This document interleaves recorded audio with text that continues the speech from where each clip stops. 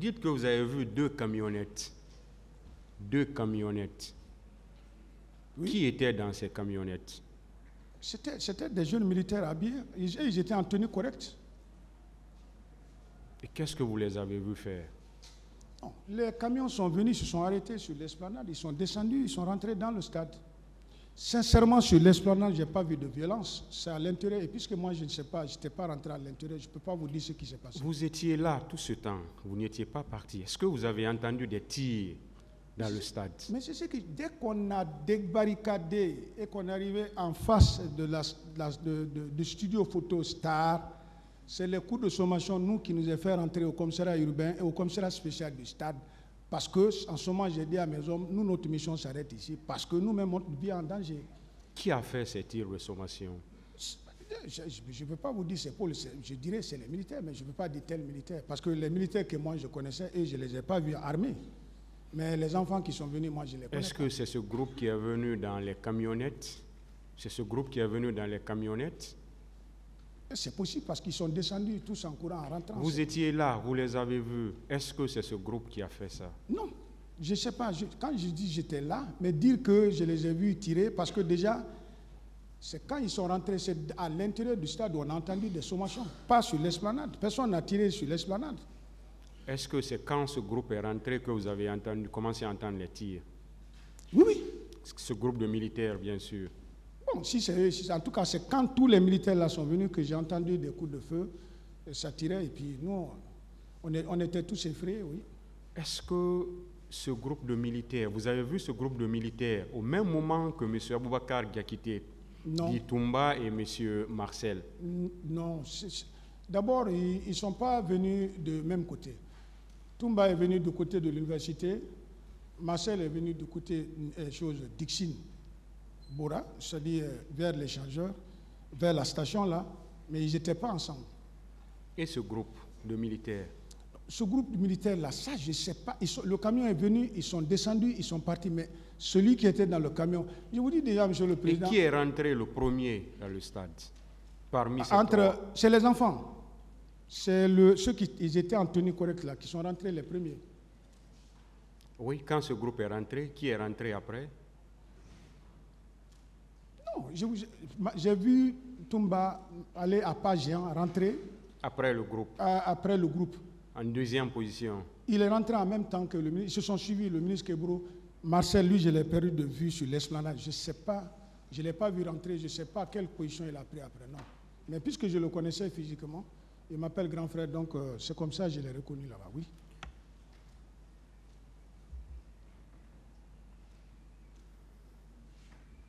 Ministère public, des questions.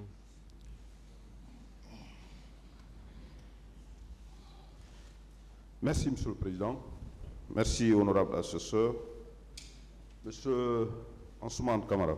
Présent. Le ministère public voudrait vous poser certaines questions au regard de non seulement votre procès verbal de déposition des témoins devant les juges, pour des juges d'instruction, mais également votre narration faite tout à l'heure devant ce tribunal.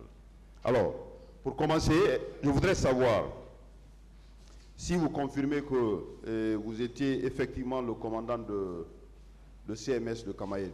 Oui, au moment des faits, oui. Au moment des faits. Oui. Et confirmez-vous que c'était la seule unité d'intervention dans tout Conakry? Non, de la police. Il y avait les escadrons mobiles. De la police? Oui, oui. C'était la seule compagnie d'abord, oui. Dans tout Conakry? Oui. Alors, à la veille, oui, à la veille des événements de la manifestation du 28 septembre, oui, quelles consignes avez-vous eues de votre hiérarchie? Ce jour? C'est ce que je venais de dire tout à l'heure. Oui, les consignes que nous avons reçues, oui, dans un premier temps, c'était de consigner tout le monde à la base. Et après, j'ai reçu les instructions que non seulement la manifestation était interdite, mais nous, on n'avait pas... La planification était faite de façon que nous, je devais planifier mes hommes de la cimenterie en passant par l'Ansanaya jusqu'à la périphérie du stade. C'est cette planification que je viens de vous dire là. C'est ce que j'avais reçu des consignes de la part du directeur général. La consigne était que vos éléments soient dans votre unité, n'est-ce pas? Si je comprends très bien. Oui, oui. Alors, vous venez encore de dire que vous avez été planifié sur quel itinéraire? Je peux, là? Oui, oui. Voilà, vous savez, nous sommes des unités de maintien d'ordre. En principe, le 28 septembre, que la manifestation soit autorisée ou non autorisée, nous, on devait sortir soit pour encadrer ou pour interdire. Quand je vous dis consigne, puisque déjà, il y avait d'abord la transition, tout le temps, on était en alerte, les gens, on avait toujours les consignes de garder les gens en alerte.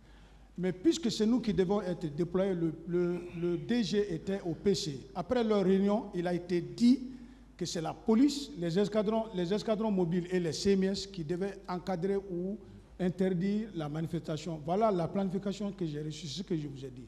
Quand on a eu ça, on a fait la planification, c'est ce que je viens de vous dire. Alors, il était question que vous soyez où? Quand vous avez fait la planification, où votre unité devrait être? Je ne sais pas, mais c'est ce que je vous ai dit. J'ai commencé, le premier groupe, on a commencé la planification au rond-point de la cimenterie. Vous descendez, ça c'est la route de Prince, vous descendez sur l'autoroute Fidel Castro à Lansanaya, parce que Conakry, la densité, en tout cas en termes de manifestation ou de violence, s'arrêtait à ce niveau, ce n'était pas encore arrivé à Kabylie. Donc c'est de là-bas. De là-bas maintenant, les carrefours importants. De là-bas, encore 5, Wanindara et jusqu'à l'Andrea, à la Fondis et à la Pharma Guinée, plus l'échangeur, c'est là-bas on avait planifié. Alors, et la gendarmerie? La gendarmerie, quel était le service qui était habilité ce jour à maintenir l'ordre? Puisque vous avez parlé, vous avez déposé devant le juge d'instruction, devant ce tribunal, alors, quel était le service qui était habilité à intervenir ce jour? La question là même m'a pas été posée par les poules de juges, mais je viens de vous dire, les spécialistes en la matière, c'est les escadrons mobiles. Mais je ne peux pas vous dire la planification de la gendarmerie, parce que je ne suis pas gendarme, on n'est même pas dans le même plan, on n'obéit pas au même commandement. Alors que dans votre procès verbal, si vous permettez, oui, vous avez parlé clairement de services qui devraient maintenir l'ordre. Vous avez dit que c'est le groupement de la gendarmerie basé dans l'enceinte de la commune de Dixine qui était chargé d'interdire l'accès par qui que ce soit. Alors, je voudrais savoir si vous confirmez ces déclarations et de qui vous tirez ces consignes. Si c'est le groupement de gendarmerie qui était basé dans l'enceinte du stade, de la commune qui devrait... Je vous comprends. Oui. Je tire de cette source du directeur général. Du directeur général. En principe, en cas de maintien d'ordre, le premier rideau, c'est la police nationale. Si les gens savaient pour destination le stade, c'est nous qui devrions être au stade. Mais ce jour, on a été instruit de planifier comme ce que je vous ai dit. Et puisque le groupement mobile avait pour base, c'est-à-dire leur direction, c'était à l'enceinte de la commune de Dixine. On les a dit, la petite brigade qu'ils ont, pour permettre, parce que Conakry était vaste et on n'avait pas autant d'effectifs, pour permettre aux autres unités de cerner la ville.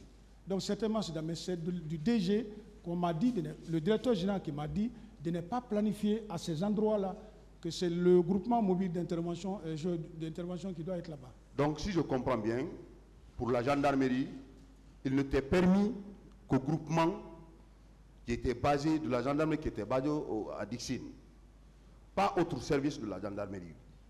Non. D'après le DG, la planification qui a été faite. Non, je ne sais pas si vous me comprenez. Je comprends très bien. Souvent, en maintien d'ordre, les CMS évoluent avec les escadrons mobiles. Le groupement mobile d'intervention n'est pas une unité d'intervention en tant que telle de la gendarmerie. C'est leur direction. Le groupement d'intervention commande tous les escadrons.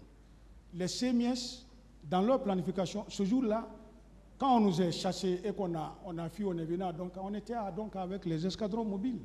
Monsieur Ansoumane, moi ma question elle est très précise. Oui. Et cette déclaration vient de vous. Vous avez dit que pour la gendarmerie, vous avez reçu consigne que c'est le groupement de la gendarmerie basé dans l'enceinte de la commune de Dixine qui était chargé d'interdire l'accès par qui que ce soit. Donc ça veut dire clairement que c'était le seul groupe qui était habilité dans le corps de la gendarmerie à empêcher ce mouvement, oui ou non? Oui, maître, ce jour-là, oui ou non? Oui, alors, je vais vous dire.